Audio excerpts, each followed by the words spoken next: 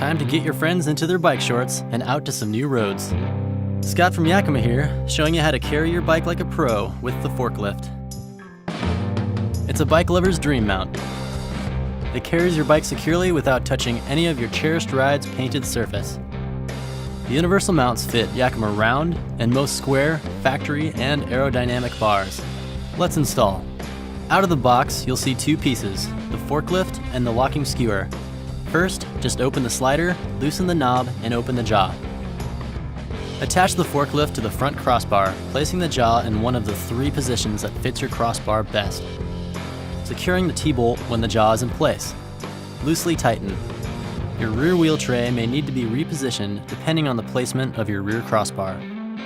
Once in the correct orientation, fully tighten the rear knob. Come back and fully tighten the front knob and close the locking slider. Now take the skewer and separate the handle from the shaft. Insert the skewer through the ForkLift head and screw the handle back onto the shaft. And that's it. You're ready to load your bike. Remove your front wheel and set the fork onto the skewer. With the skewer handle lever open, hold the handle to stop it from rotating, making sure it closes with firm resistance against your fork. Use Yakima SKS same key system locks to secure your bike and ForkLift.